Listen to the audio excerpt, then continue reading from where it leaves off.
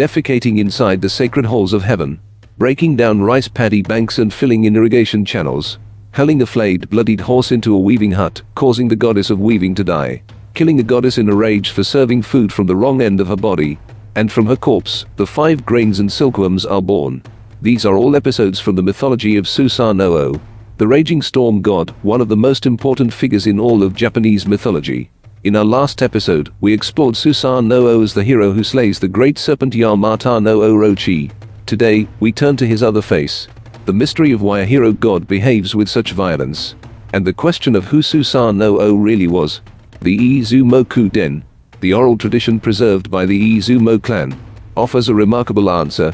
The key, it says, lies in a real historical figure, Jofuku. According to the oral tradition, this is the man behind the myth of Susanoo. Jofuku brought advanced technologies to the ancient Izumo kingdom, but he also brought catastrophe, and it is that history, the oral tradition tells us, that was sealed inside the myth of the storm god. MythosJapan explores myths, legends, and folklore not as fiction, but as memories humanity left behind to face and dialogue with an unknowable world. Was Susanoo a real migrant king? The hidden history behind Japan's storm god, Izumo Kuden number 4. The Izumo kingdom was established in what is now Shimane Prefecture around the 7th century BCE. By the 3rd century BCE, it had reached the height of its power, and it was at that very moment of peak influence that a new group arrived from Qin, the great continental state. Leading that group was Jofuku, a man whose name survives in China's great historical chronicle, the Shiki. Legends of his arrival have taken root across many regions of Japan. Yet in Japan's official histories, he appears nowhere. The Izumo Kuden, however, preserves a detailed account of his coming. According to the oral tradition, around 219 BCE, approximately 1 year before Jofuku himself arrived, 2 advance emissaries were sent ahead. Their names were Hohi and his son. The 2 were captured by soldiers of the Izumo kingdom, but they demonstrated that they came in peace, presenting a series of gifts, and conveyed a message to Okuni Nushi, the reigning king of Izumo, that Jofuku would follow with a group of young boys and girls, that they posed no threat, and that they requested permission to come ashore. Okuni Nushi judged that a group of children would present no danger, and granted permission for Jofuku's party to land, on the condition that they abide by the laws of the Izumo kingdom. Among the gifts presented at this time was said to be a bronze percussion instrument known as the bianzong. It is believed that the dotaku, the bronze bells later treasured as sacred objects and used in ritual, were produced domestically in imitation of this instrument. Hohi and his son earned the trust of the Izumo royal family and entered their service. It is worth noting that this episode of an advance party mirrors a passage in the opening movement of the Myth of the Land session, in which a god called Ameno Hohi is sent ahead to Izumo and becomes a retainer of Okuni Nushi before the main events of the myth unfold. The structure of the oral tradition and the structure of the myth align exactly. The following year, just as Hohi had promised, a great fleet led by Jofuku appeared. Jofuku and approximately 3,000 young boys and girls came ashore one after another. The children who had crossed the sea were called Kaido, written with the characters for sea and child. Or, using the character for the state of Qin, they became known as the Hata clan. The word Hata is bound up with Hataro-ri, weaving, and weaving at that time referred broadly to the advanced textile arts, including sericulture. Through the arrival of these people, advanced silkworm cultivation and weaving techniques came to the Izumo kingdom for the first time. Their name and their craft became, in a sense, one and the same word. According to the oral tradition, after coming ashore, Jofuku took a Japanese name, Hoakari, meaning bright fire or bright ear of grain. Jofuku offered the Izumo kingdom a wealth of advanced knowledge, weaving and sericulture, agricultural techniques, irrigation, and the seeds of various grains. Yet viewed in the light of what came later, these gifts may have been a calculated strategy, a means of winning the favor of the kingdom. According to the oral tradition, Jofuku was a man who had survived the fires of continental warfare, and he harbored an ambition to become king of this land. In return for what he had given, Jofuku requested the hand of a daughter of Okuni Nushi, the senior king of Izumo. The Izumo people held a custom of forging alliances through marriage, and so the king gave his daughter.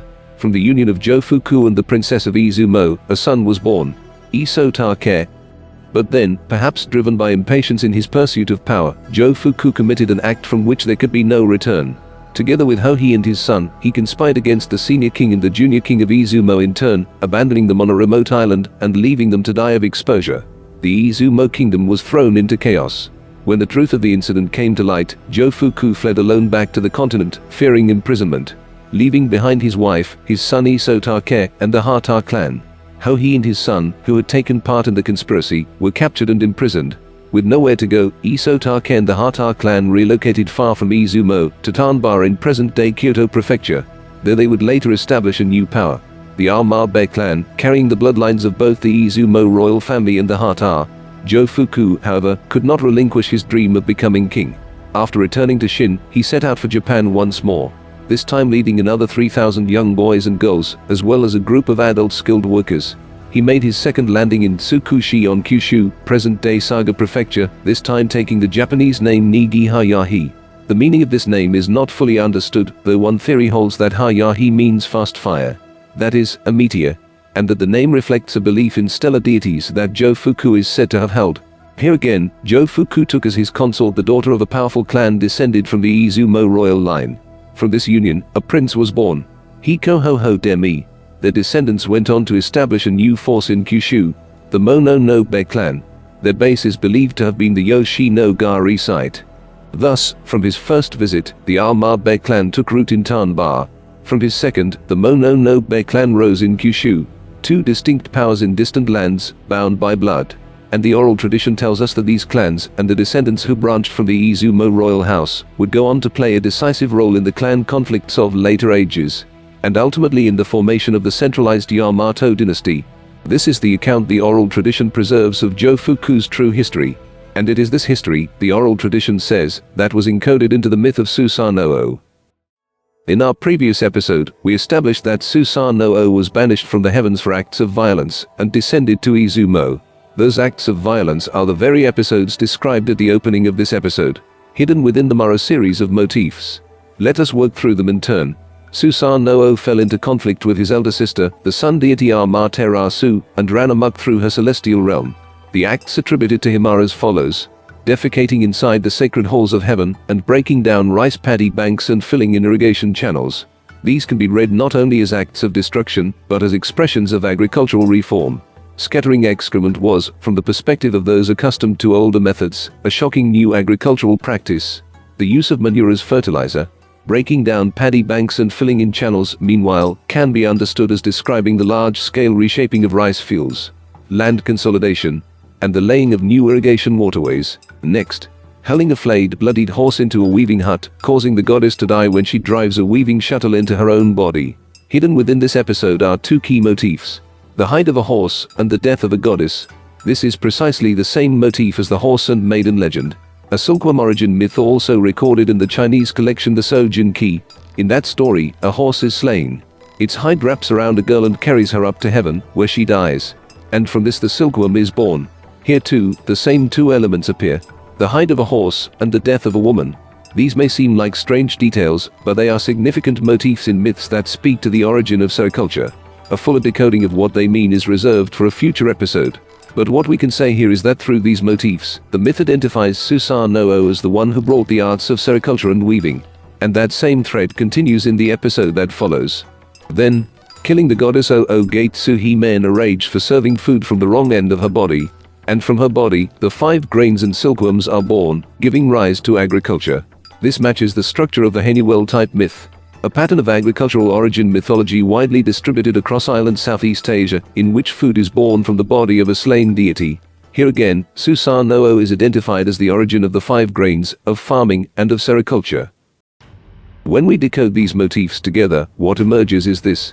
In Japanese mythology, Susanoo is presented as a revolutionary of agricultural technique, as the origin of sericulture and weaving, and as the source of the 5 grains. These correspond precisely to what the oral tradition tells us Jofuku brought to the Izumo kingdom: the seeds of the 5 grains, new farming methods, and the art of sericulture. And the reason those gifts were depicted in the myth as acts of violence and wrongdoing, the oral tradition says, corresponds to Jofuku's outrage, the assassination of the senior and junior kings, the dragon-slaying story we explored in the previous episode, Susanoo winning both the great irrigation works and the hand of the Izumo princess, also maps directly onto Jofuku's actions, gaining control of irrigation and taking the princess of the Izumo royal house as his wife. And in Japanese mythology, Susanoo's son is named Isotake, the same name as the son Jofuku left behind with the princess of Izumo. This is how Susanoo came to be depicted as a violent wrongdoer and yet, simultaneously, as a deity of many origins and a hero god. As the oral tradition's custodians explain, the mythological portrait of Susanoo may be a rendering of what Jofuku actually did.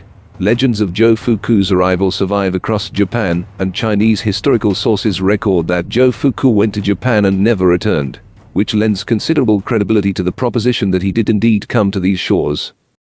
Why, then, does Jofuku vanish entirely from the official histories, encoded instead as myth? The primary reason almost certainly lies in the international situation of the 7th and 8th centuries CE, when Japan's official histories were compiled. As we have discussed, one of the driving purposes behind the compilation of Japanese mythology in the official chronicles was to present Japan as a unified, centralized state in the face of its powerful continental neighbor, first the Zhou dynasty, then the Tao. The chronicles carried a geopolitical function. In that context, to record in the official histories that the progenitor of the royal line had come from China would have risked Japan being treated as a vassal state. That consideration, it seems, led to Jofuku's erasure. As for the Izumo kingdom itself, the oral tradition tells us that it was not recorded in the official histories either, but preserved instead in mythological form. The details of an incident that had split the royal house in two were too sensitive to commit to the record. Yet the kingdom could not be erased entirely from the lineage. Even so, the myth as it came down to us did not faithfully preserve the achievements of the Izumo kingdom, as its very obscurity until the oral tradition came to light makes clear. According to the oral tradition, after the incident, Hohe and his son were pardoned but reduced to the status of slaves. When the Izumo kingdom later fell, the Hohe lineage rose to prominence. But they never forgot the humiliation of that enslavement. In time, their descendants, who bore deep resentment towards the Izumo royal house, are said to have exerted influence over the compilation of the historical records. This, the oral tradition suggests, is part of why the legacy of the Izumo kingdom was so thoroughly diminished. In Japanese mythology, Oku-ni-nushi appears as a son-in-law adopted into the household of the heavenly god Susanoo. You will recognize that this is the precise inversion of the relationship the oral tradition describes between Susanoo, that is, Jofuku, and Oku-ni-nushi. And yet, many mysteries surrounding Jofuku and Susanoo remain unsolved. One theory holds that Jofuku was a descendant of the royal lineage of the ancient state of Zhou, which predated the unification of Qin. The children he led were all young, yet the record of their later accomplishments suggests they were highly educated in religious and scholarly matters. And Chinese historical sources note that they were chosen from good families. A man who could assemble 6,000 educated children from elite families in 2 separate expeditions must have held extraordinary rank. Some scholars read his story as that of a leader who brought his people to Japan as refugees, fleeing the tyranny of Qin. In ancient China, sericulture was a tightly guarded state secret. Removing its practitioners beyond the country's borders was a capital offense, because silk was the most valuable commodity in trade with the West, and monopoly over its production was a source of national wealth. That Jofuku was able to bring those techniques with him to Japan suggests both that he occupied an exceptional position and that he had broken decisively from the existing order. Mysteries attached to Susanoo as well. Susanoo was also identified with Gozu Tenno, a deity with bovine attributes, and in this we can detect the shadow of bull worship widely found across the ancient Near East. That same current runs through Susanoo's nature as a raging storm deity. This is not simply a portrayal of a violent personality. The pairing of the bull and the storm is a symbol well attested in ancient Near Eastern religious tradition, seen in deities such as Enlil and Baal. Viewed in this light, Jofuku, a religious figure of ancient royal lineage, may have carried knowledge of belief systems with Near Eastern roots. And it is possible that one of those ancient beliefs, brought by him to Japan, became part of the origin of Susanoo, woven together with the account of what he did into the mythology we know today. According to the oral tradition, the events that split the ancient royal line in two, and the figure of Jofuku himself, were not encoded into the myth of Susanoo alone. They left their mark on other Japanese myths as well. Those stories will be explored in future episodes. What became of the Izumo kingdom after these events? The Izumo kingdom did not collapse immediately after losing its senior and junior kings. The other descendants of the royal house scattered across the land, each becoming a powerful clan in their own territory. The Armabe in Tanba, the Mononobe in Kyushu, and the descendants of the Izumo royal house who relocated to Yamato in present-day Nara prefecture. All of them bound by blood, and all of them moving, gradually, towards conflict. Next time, we turn to the story of those inter-clan struggles, and the last prince of the Izumo kingdom, Nagasu Nehiko. Remarkably, this figure is said to be the real-life model for Ashitaka. The enigmatic prince from the Studio Ghibli film Princess Mononoke, Ashitaka's real-life model, the last prince of a forgotten kingdom, Izumo Kuden number 5. This has been MythosJapan. If there are points that interested you or questions you found yourself asking, please leave them in the comments. They help shape future episodes. If you found this compelling, please subscribe, leave a like, and hype the channel.